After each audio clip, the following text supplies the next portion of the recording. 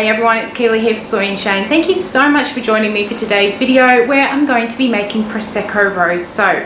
Now I do have two embeds that I'm putting onto this soap, and one of them is going to be this little Prosecco Rose bottle. Now if you want to know how I actually made this bottle with all of that sort of different layers of colour, I've left a link up in the top right hand corner and you can go and check out the video I did on champagne and strawberries.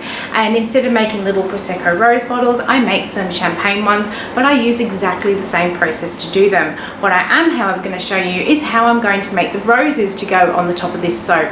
Let's go.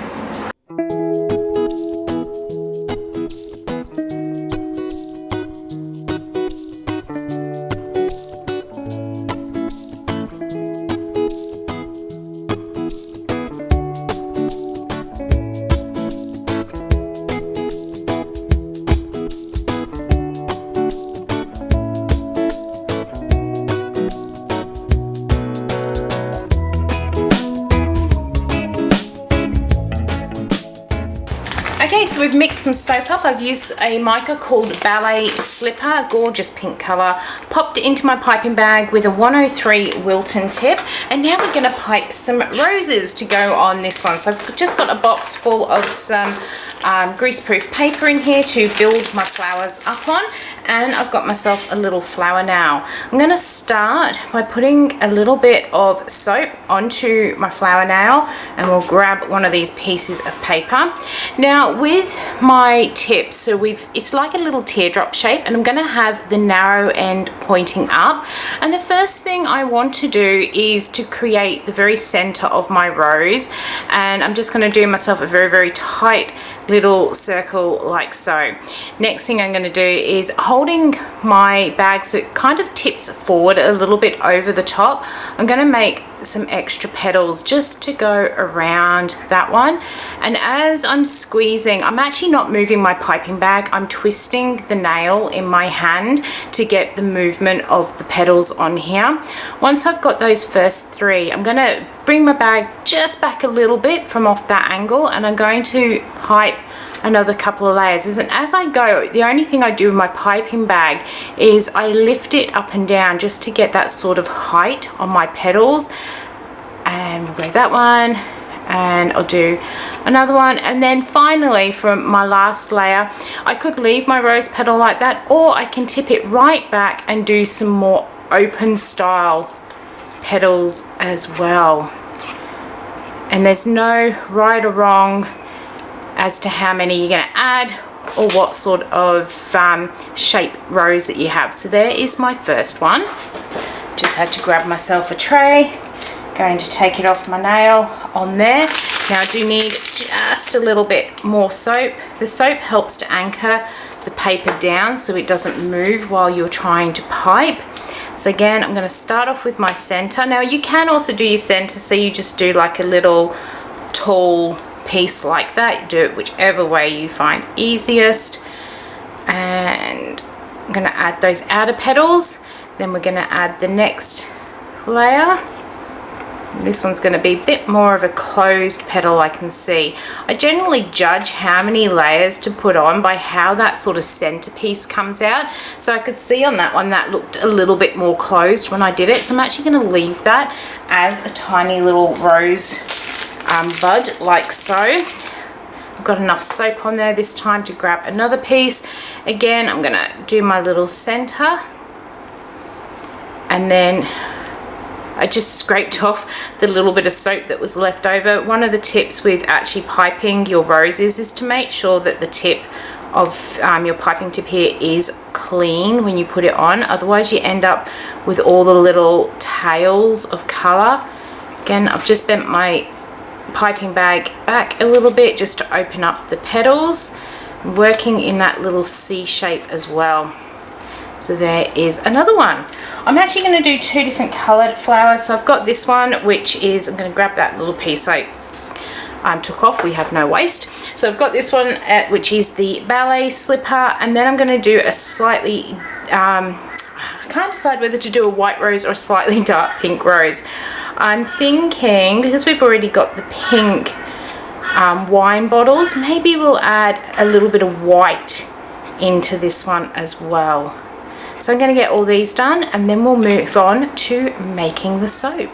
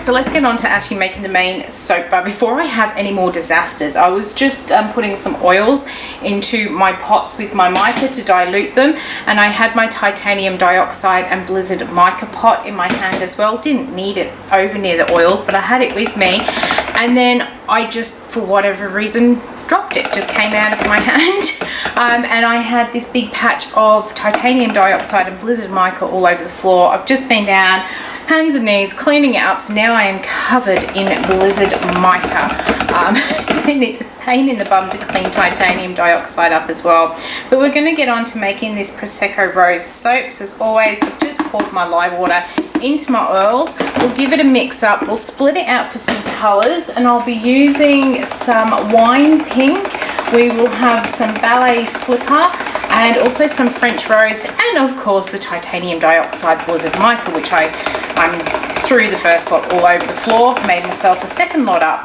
Let's get on to it.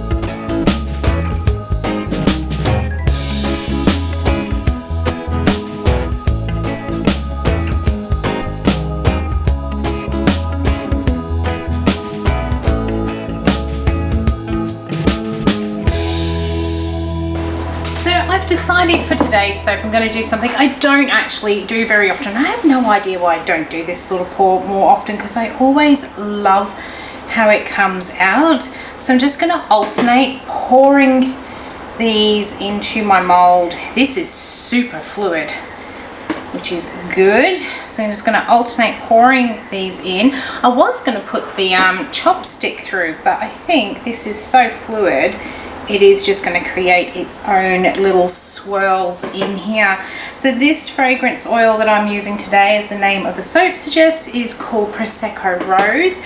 It's got notes of watermelon, bergamot, there's a bit of raspberry in there, some Prosecco, some red rose, and a little bit of geranium as well.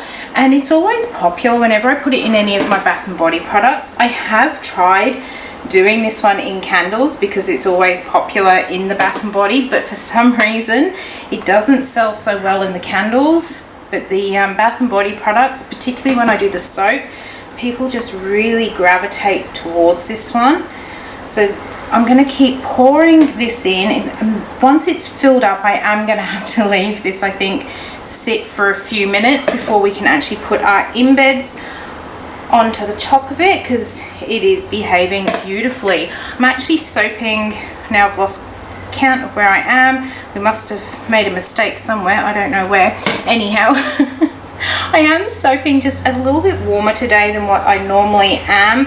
I am about to go off on holiday, but know that I needed to get these couple of soaps done before we go, so I can get them cut So it's actually a Saturday morning. I'll be able to cut them on the Sunday when I'm back into the shop, and then get them onto the cure rack before I actually leave, because I won't be back to the shop for 2 weeks after I've made, or after this Sunday. So really wanted to get these done before we went away, so that they were definitely ready for Mother's Day, which is in May.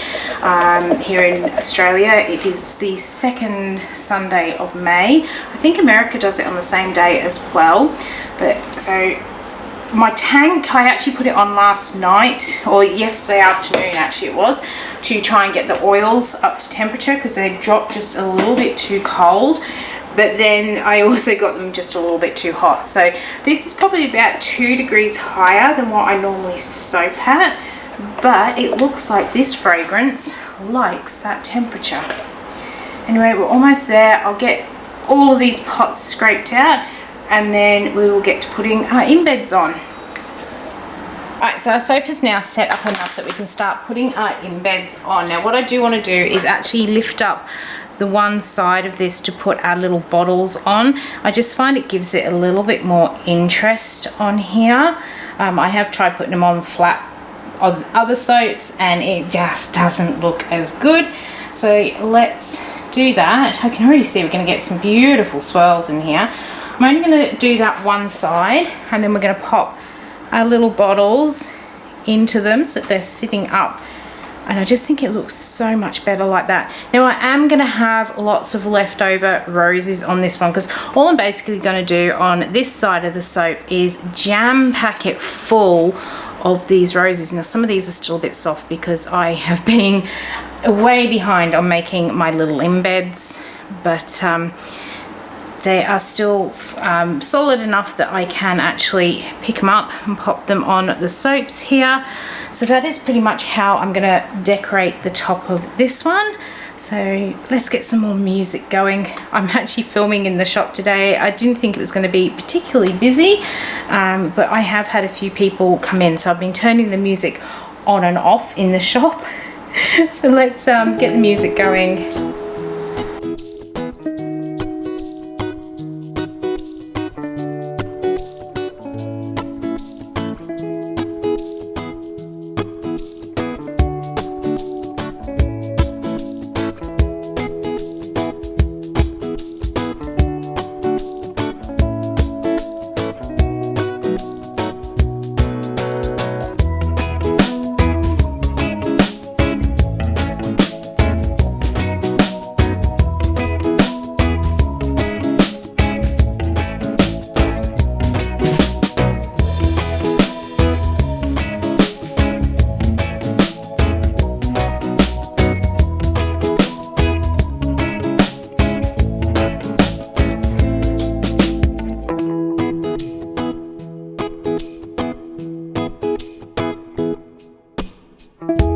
And here is your close-up of Prosecco Rose. I am absolutely in love with how those roses have come up. They are such a pretty colour combination there.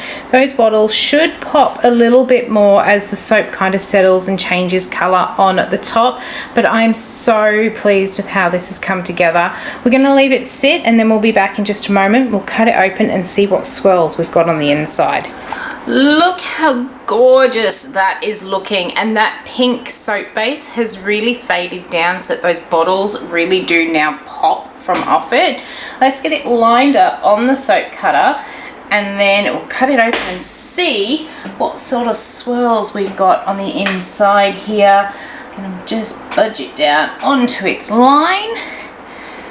We are going to cut some roses, but hopefully we may cut that little bottle because it's gone a bit wonky. Let's see if we can get through that. No, it's just going to miss that bottle, so no casualties of bottles. Oh, it smells so good. This is such a lovely fragrance. And through. I'll get this end. Oh, there's a great big love heart in there. You'll see it on this piece. Oh, look, in the next one, it's got a love heart too. See, soap made with love. How stunningly gorgeous is that? This I remember this one was just so fluid this time I used it. Oh, I love how that's come together. It's not a technique I use very often, but I do always love how the swirls come out in it.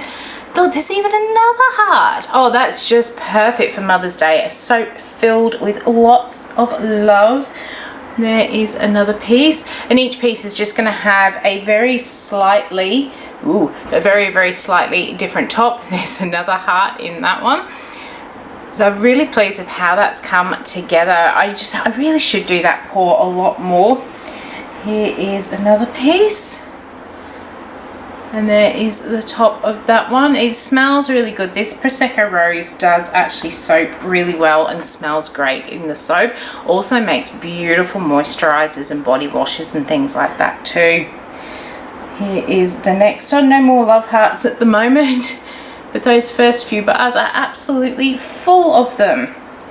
So I hope you've enjoyed coming along with me as I made the Prosecco Rose soap. If you did, why not leave me a thumbs up and any comments down below. And until the next video comes out, I hope you have a good one, and I will see you then.